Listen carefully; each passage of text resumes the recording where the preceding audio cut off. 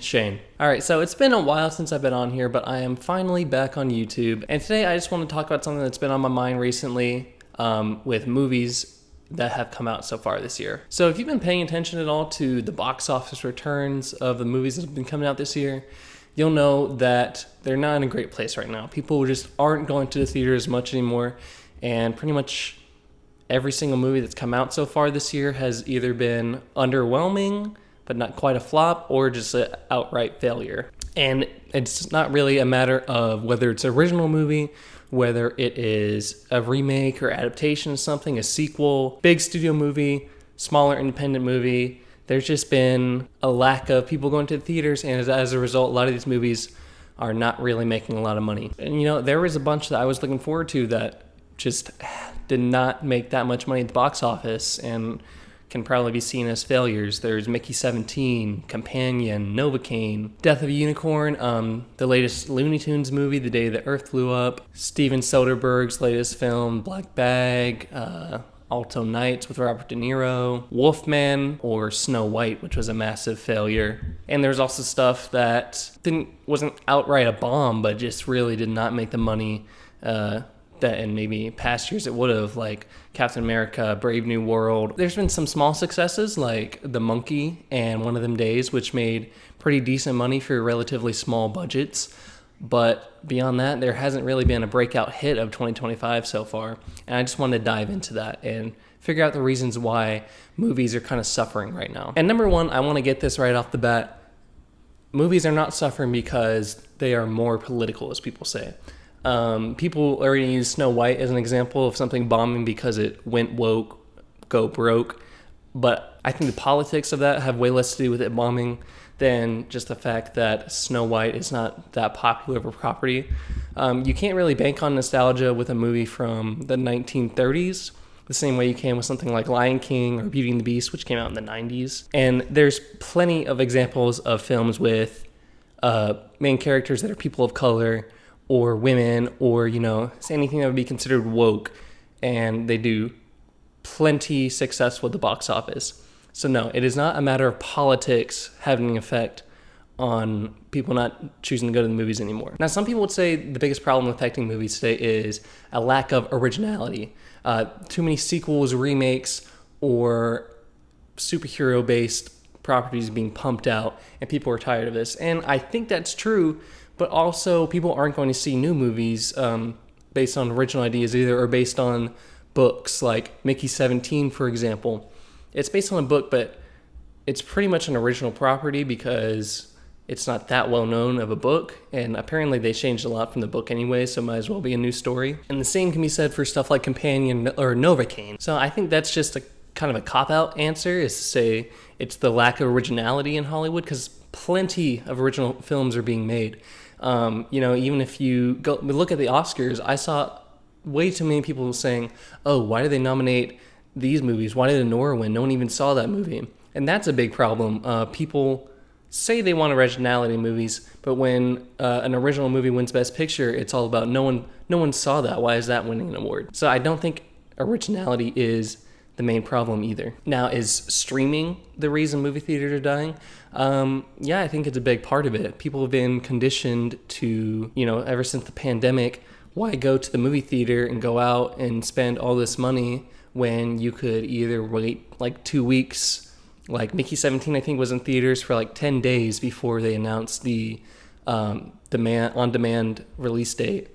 So why go to the theater and go out and, spend money on gas, food, if you're bringing other people, ticket prices add up, when you could just wait for it to come to your house and pay $20 to watch it. Or there's so much content already on streaming that you don't even need to see new stuff, because there's plenty of stuff that you're backed up on, or there's direct-to-streaming stuff that you can just easily watch from the comfort of your own home, and you're already paying the subscription price for the service, so why go spend money to see something new? And that is something I think is having a definite negative effect on just movies in general. Streamers like Netflix will not give stuff a release in theaters besides what the bare minimum is to qualify for an Oscar. Like stuff like Knives Out 3, I think, is going to be in theaters for a week, and only in limited markets like LA and New York. Greta Gerwig, for her Narnia film had to fight for it to be in theaters, and they're going to screen it in IMAX. But when someone who, like Greta Gerwig, just made a $1 billion movie with Barbie, can't even get her movie in theaters without putting up a major fight, that is a problem and contributes to why theaters are dying and people aren't going out to the movies as much. And I think audiences themselves have changed a lot. I think with the rise of social media and streaming combined, people just have way worse attention spans nowadays. I mean, if you just go to the theater now, you'll constantly see people taking out their phones in the middle of a movie, or you tell someone a movie's over 2 hours and it's like, ugh. And I'm guilty of that too. There's sometimes where I'm like, I don't want to sit down for 2 hours to watch this, but then I catch myself, I'm like, that's really not that much in the grand scheme of things. Like, that's probably how much time I spend scrolling on TikTok per day, but I can't sit down to watch a movie. So yeah, I think social media, just this instant gratification culture that's developed over the past decade or so, I guess, has had a super negative effect, not just on movies, but on all art in general. You know, it's called content now, and that's seems like a minor problem, but I think that's a really big issue, that people see this stuff as content that's to be consumed and immediately forgotten about, rather than art that is to be engaged with and, you know, reflect on. And you see that a lot on social media. People are kind of like anti-intellectual, it seems like. Like, for example, looking at whenever Letterboxd does their 4 favorite things with celebrities, if someone picks something that's not like a popular movie or some somewhat obscure movie, or even not that obscure, like it's a foreign film, or just people that aren't locked into movies haven't heard about, people will be making fun of them for it in the comments, saying they're elitist or pretentious, instead of saying, oh, that looks like something interesting that I want to check out. You know, it feels like there's been a turn against engaging with stuff that it either, you know, makes you uncomfortable or makes you look at perspectives different from your own, or even just goes outside the norm of conventional storytelling. People seem to want safe, familiar stories, and that's what they're willing to engage with in that, and they don't want to take the risk on something new, like a lot of the movies that have been coming out recently. And then there's also the case of just these movies could be successes if not for overinflated budgets the Hollywood has been given out. There is so many movies that are like $200 million that really could have been made from maybe like 50 million less, if not more. Everyone's trying to get that $1 billion success of the levels of the Avengers movies. You know, I think it's a thing where every movie is trying to be a huge cinematic event. When I think, at least in my opinion, I want to see smaller stories. I don't need every movie to be Avengers Infinity War or Avatar or something like that. But then again, that is probably leads into what I think is the biggest problem affecting movie theaters, and that's the pricing on us, the customer. Movie theaters average about like maybe $12 to $15 a ticket, and that's per person. So let's say you're a family of 4. $15 a ticket, that is $60. Now, what if you want popcorn, soda, drinks, candy, or, you know, go to dinner beforehand? That's probably going to be at least another $30 at least for a family of 4. And that doesn't factor in, like what I said earlier, gas to get to the movie. If you're parents and you have a baby, finding a sitter. So yeah, at the end of the day, maybe it ends up being $100 a night just to go see one movie. And you know how many movies come out a month. It's just not feasible to be able to see this much, so you might as well, just stay at home, wait for it to come on demand, and you can pay $20, and that's a fraction of the cost of your night. So I think really theaters have gotten so greedy with their pricing that they've priced out the consumer at this point, especially when a lot of the time you're paying for a subpar experience. Like, there's been plenty of times where I've gone and the audio's a little bit messed up or the screen has been fuzzy, but mostly it's other people talking, being on their phone,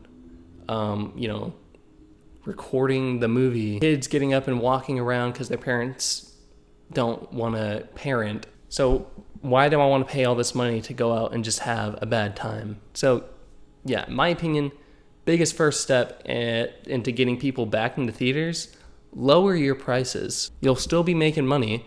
Lower the prices, more people are going to be willing to go out and come to the movie. You can actually have full theaters again instead of like the last movie I saw where there was like maybe 3 other people in the theater. I'm not an economist, but I think that is the biggest thing affecting movies. You got to come back to reality and realize people aren't prioritizing to spend their money on that, especially when that is so expensive. We all know that everything is more expensive now. So what are you going to choose, groceries or a movie night? But then again, I think this has also just been a particularly unlucky start to the year. There's still plenty of movies that are going to come out and make a lot of money, for better or for worse. There's a lot of movies that I wouldn't particularly say are healthy for the cinematic experience that are going to make a lot of money. This weekend that I'm recording this video, Minecraft is coming out. I know that's probably going to make maybe close to $1 billion. That's going to make a lot of money. Later this year, we have Jurassic World and Fantastic Four and Superman, Avatar 3. There's stuff that's original that's still coming out, like Ryan Coogler's Sinners, which looks pretty good. One Battle After Another, the new PTA film. So I think movies are going to recover. It's been a bad start to the year, but I think as we get into the spring and the summer, movies are going to be back. It's not the end of the world. I just want to come on, give my thoughts about what's been going on so far this year. All right, guys, that's probably going to do it for this video. If you enjoyed this, please leave a like, subscribe. I'm making movie content all the time. And tell me down below in the comments what you think is the biggest reasons that movie theaters have been struggling so far to start 2025. Thank you for watching. I will see you next time.